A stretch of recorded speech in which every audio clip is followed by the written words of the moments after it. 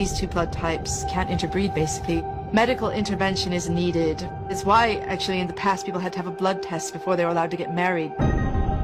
The very fact that an Rh negative mother, her body would actually try to kill an Rh positive baby generates bizarre scenarios. How on earth could this happen? It suggests somewhere in our lineage that the Rh negatives and the Rh positives are perceived as being profoundly different.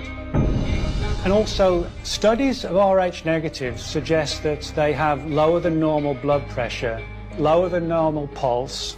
In a number of cases, they have an extra vertebra in their back. Rh negative is very rare. Most of the world didn't have it until colonization started in the 15th century.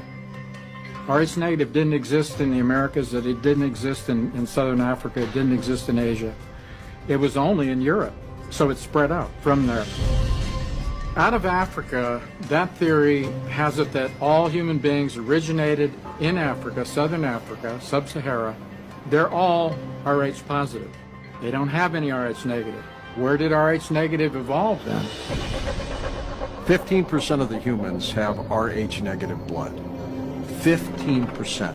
What they do believe is that if you have that, you may have been evolved from a different kind of species on this planet.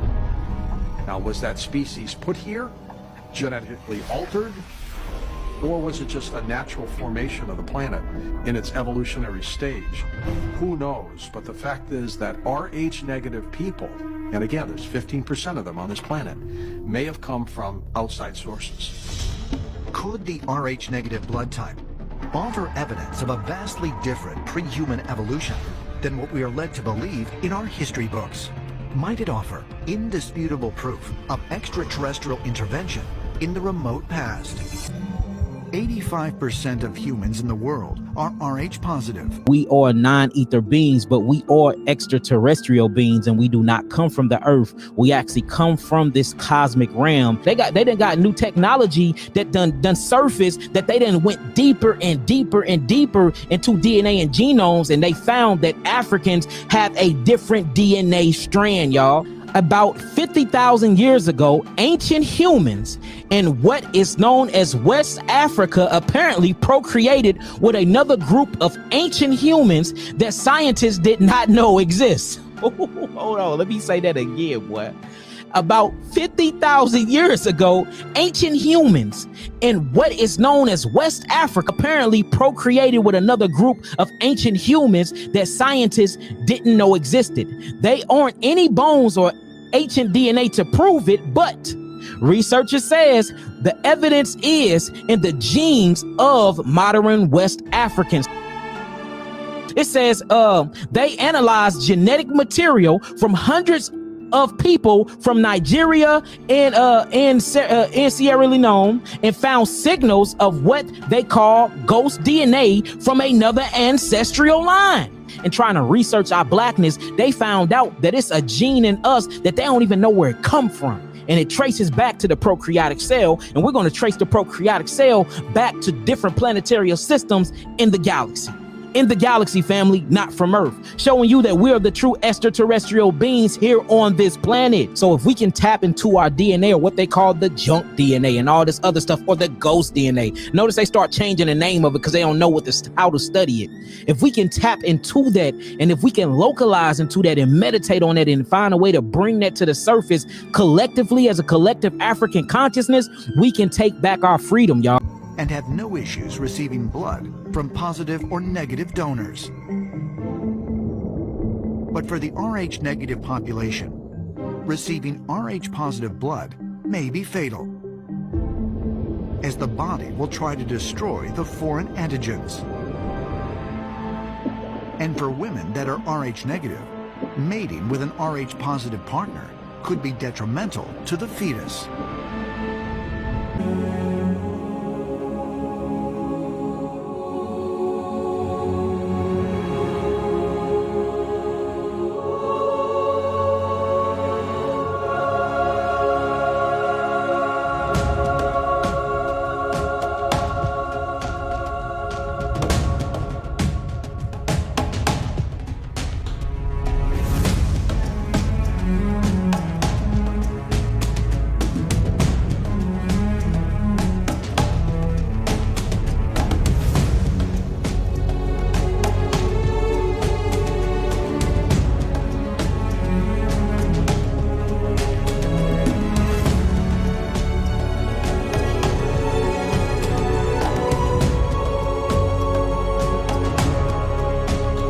So you can find in people of European and Asian ancestry evidence of about 7%, 5 to 10% of your genome is common with that of Neanderthals.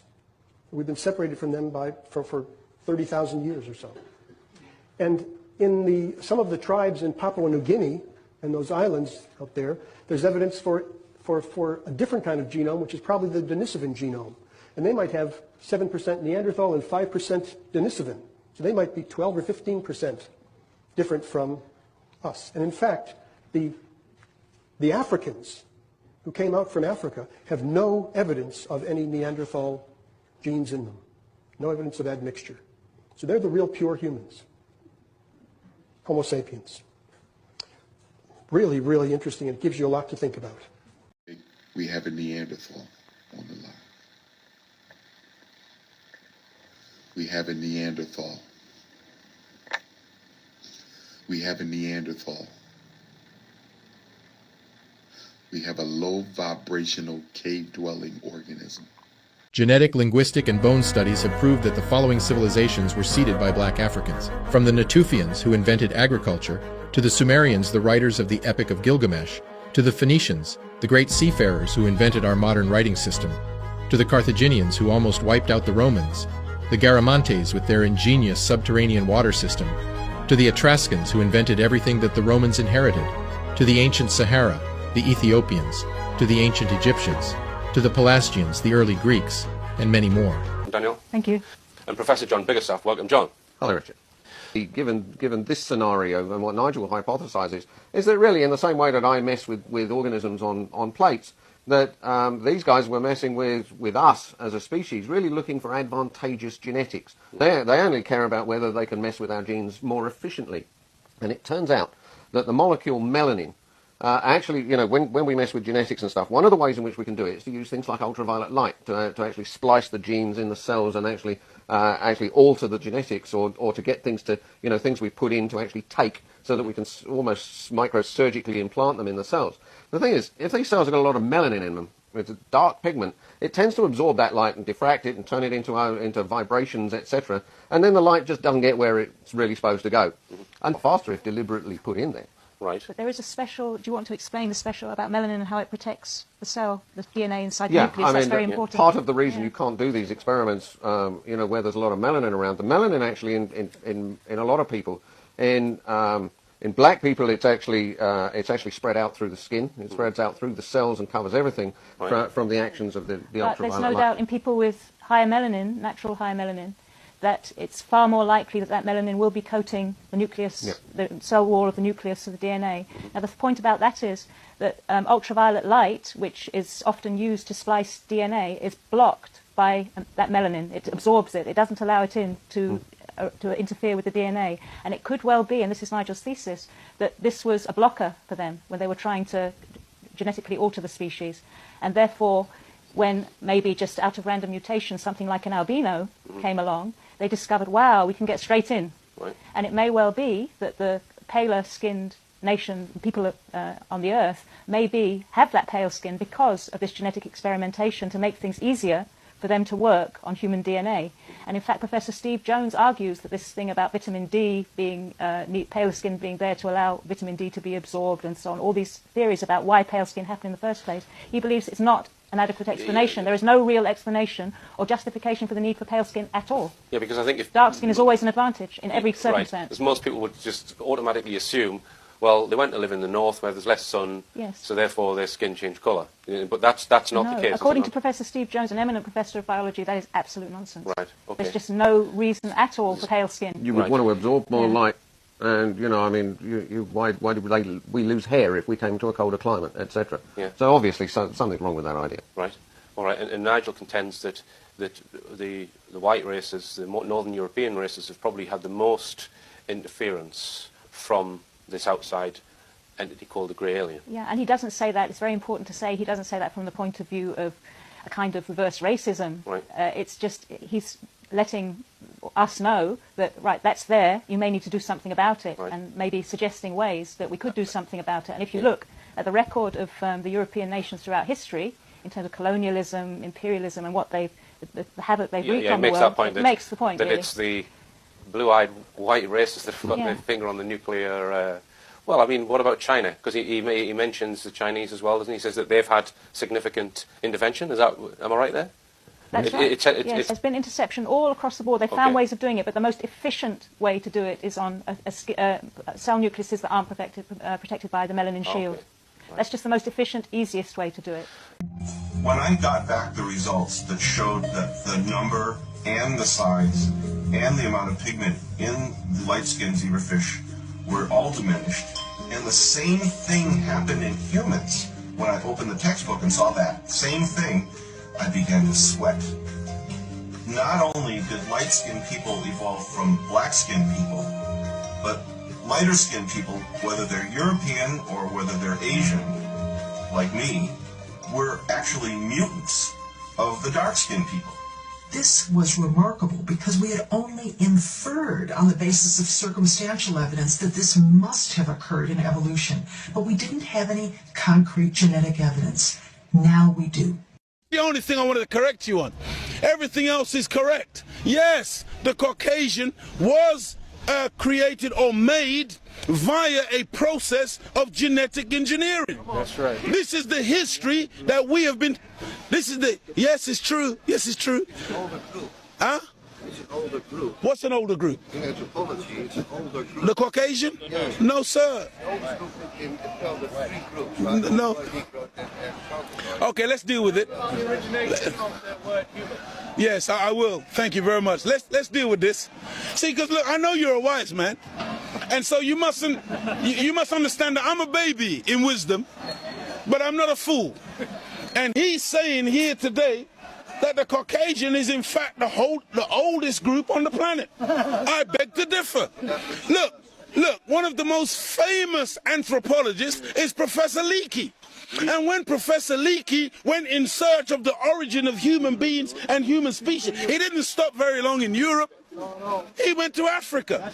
And the oldest bones and the oldest human beings to this day that you call Zinjanthropus, using the Latin meaning Zin and Xanthropus, meaning a black man, that oldest man, they say, is millions of years old. You went back and found one even older than that. You called her Lucy, a black woman. Go ahead. And every sensible historian, anthropologist today agrees that the black man is the father of human beings. Even your geneticist, Mr. Mendel. Go ahead. You have Mendel's law. Go ahead. Mendel says that light eyes are recessive. Light skin is recessive. You can take the recessive, the dark skin is dominant, the dark eyes are dominant. You can take the recessive from the dominant, but you can't get the dominant from the recessive. This is Mendel's law. And so all of your scientists have proved that you can't look. Black is not even a color. That's right. Black is the mother and father of all colors. That's why the scripture says, in the beginning was blackness. And if you want a baby, even if the woman is a white woman, the baby has to come out of the triple darkness of her womb. And this is the origin of all life. Within the black, you have the whole color spectrum. But in white, two white people laying down together, they can only produce white. But two black people in darkest Africa can lay down together and produce albino with blonde hair and blue eyes. That's right. Teach, Muhammad. This happens all the time. And so we need to really get these facts correct today and understand that as gray as your hair is, you are listening to your father today. Teach, Muhammad. This is daddy talking. Teach. And we mustn't turn. No, this is true. I'm not mocking.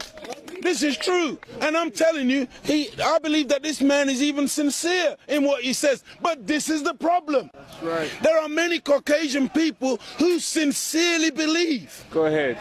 That they are our mothers and fathers. Teach the when in fact the opposite is true. Look, that's why you only just came on the planet yesterday. You see, here I am figuratively the white man, being catered to and served by my white black savants. Through painstaking genetic manipulation, I have created a whole ecosystem of white creatures and people. I have even kidnapped my favorite black entertainers and turned them white. You diabolical race changer. Only a white man in a black man's body would turn the white man into the black man by turning the black man white. The Honorable Elijah Muhammad has said to us that, of course, black people are the original people of the earth.